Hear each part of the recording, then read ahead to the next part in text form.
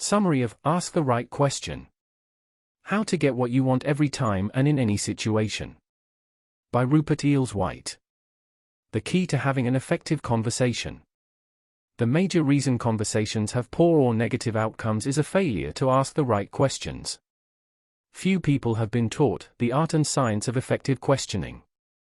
These failures are reflected in a number of key areas: in conversations between employees and managers, in interviews with clients, and in meetings that become big-time wasters. You can learn to have more effective conversations. Often, the workplace prioritizes shorter, rushed conversations, where it is likely that you will not be able to ask enough questions or the right questions. In such cases, a longer conversation would be more effective. Shorter conversations do not save time. In the long run, you will spend more time compensating for information you lack that might have been elicited in a longer conversation. You may also find yourself cutting a conversation short because the other person is initially unresponsive. When that happens, instead of backing off, try to open up the conversation with a more open-ended question and with more responsive listening. Conversations are often ineffective because people tend to use closed questions rather than more productive open questions. Closed questions usually produce yes or no answers, while open queries promote discovery. Open-ended questions begin with words such as what, why, how, where, when, and who. In contrast, closed questions tend to end, is it? Can you? Will he? Have you? Do they? Should he? Thus, you want to use more open-ended questions, particularly when your goal is to gain information from a conversation. Recognizing the right context and approach. Conversations which improve relationships have a purpose, such as resolving an issue, solving a problem, or taking advantage of an opportunity. On the other hand, a conversation that is not focused on a particular issue or purpose tends to be aimless, or to result in an outcome the questioner doesn't want.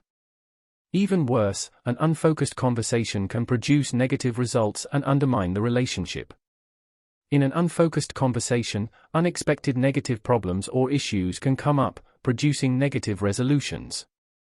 Thus, if you want to conduct an effective conversation, you should focus it around a single issue. This focus is crucial.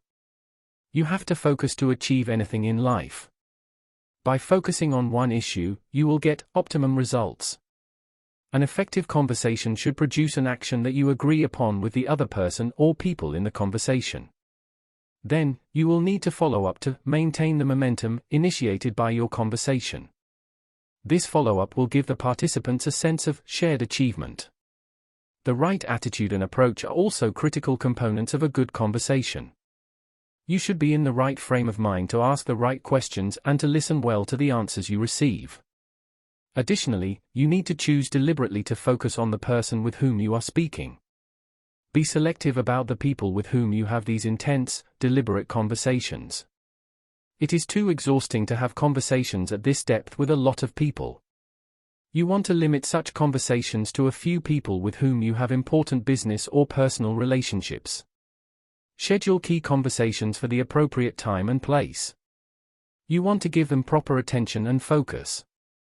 Otherwise, it is better not to have the conversation at all, since bad timing or location creates a greater risk that the conversation will go badly. The importance of effective listening. Now you have set the proper stage and assumed the right attitude for asking open-ended questions. Next, you need to be an effective listener. Such listening is difficult for many people, because most of us grow up seeing that talkers are rewarded. Ask yourself if you are a good listener. Several human tendencies can make you, inadvertently, a bad listener. The tendency to feel more important or more knowledgeable than the other person. The tendency to hold unquestioned beliefs, assumptions, attitudes, and opinions. The tendency to listen to yourself, more than to others. The tendency to fill in the spaces in conversations with distracting thoughts that pull you away from listening. This occurs because a listener can think faster than a speaker can talk. Thus, many people are poor listeners. Poor listening can take several forms. Aggressive listening: this happens when someone doesn't want to listen, but is forced to pay attention. The listener feels resentful and that resentment is obvious. Passive listening, this happens when the listener doesn't feel like conversing, is uninterested in the speaker, and drifts off. Logical listening, this occurs when the listener doesn't hear with the heart and acts detached. Arrogant listening, this happens when the listener feels as if he already knows better than the speaker.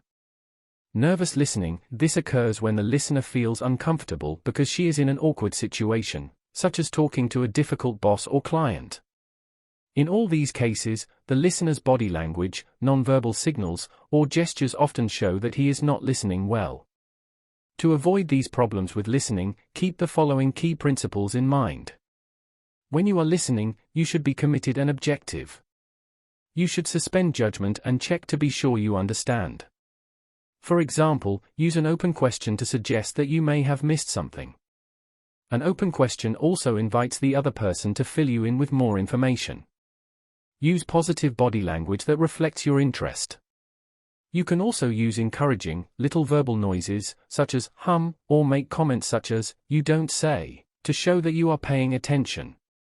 Finally, you should appreciate silence. Do not rush to fill the pauses in a conversation or the gaps that can happen naturally after you have asked a question, and are waiting for the other person to respond. Knowing the right questions to ask. To ask effective open-ended questions, be aware that there are two types or clusters of such questions.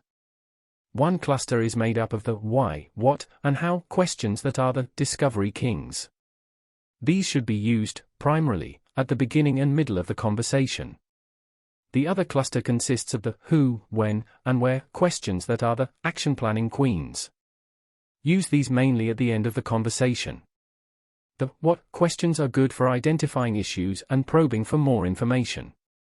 A what question can be completely open-ended. Use it at the beginning of a conversation when you are trying to find the core issue. It is also useful in the middle or end of a conversation to help you determine if you have missed or omitted anything. A what question is such as, "What do you mean, precisely?" can encourage the other person to think more deeply or reveal more facts. Bring in the who, when, and where questions after you have clarified the issue and want to move toward concluding the conversation and determining a follow-up action. To make your questions even more effective, use these tips. Think before you speak, using pauses to help you control the questions you ask.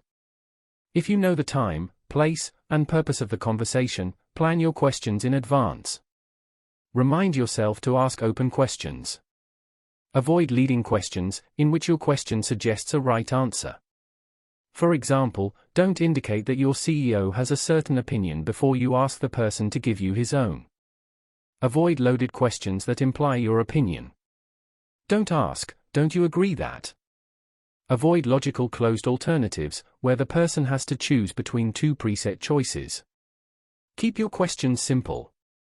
Ask for only one answer at a time. Engage in perceptive probing.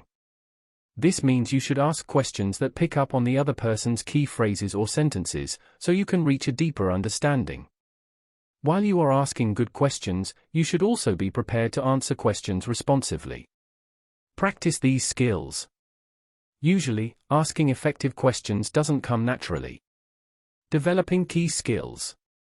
You can develop the skill of asking better questions.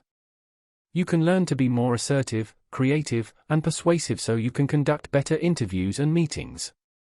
To be more effectively assertive, you need to stand up for your own rights, while recognizing and standing up for the rights of the other person. Enter interactions with an attitude of mutual respect. Use questioning and listening to achieve mutual goals. Encourage creativity, both in yourself and others. Use your questions to promote more useful ideas. For example, use how questions creatively by focusing on the end action and encouraging people to explore alternatives. For example, you could ask, "What are all the possible actions we could take?" To be more persuasive, adopt a positive, enthusiastic approach. Emphasize the positive in your conversation. Have your goals and agenda planned in advance, but remain flexible enough to keep an open mind. Be ready to change your initial mindset or objective if necessary. These conversational skills will help you when you conduct meetings or hold interviews. In leading a meeting, start with an agenda, but don't try to exercise too much control or do too much talking yourself. Instead, encourage others to talk. Listen to them carefully. Similarly, when you are interviewing someone, follow the 80-20 rule. This means you should speak 20% of the time and listen 80% of the time. Use good questions to get the other person to talk. Use your knowledge of structure to control the interview. Construct what and why questions to get information from the person you are interviewing. Apply these skills in your key working relationships with your boss, subordinates, and clients. Promote discovery in your questions and then actively listen to their responses. By asking good questions, you do a better job of finding out what they want. Then you can achieve your mutual objectives in an atmosphere of clear understanding and communication.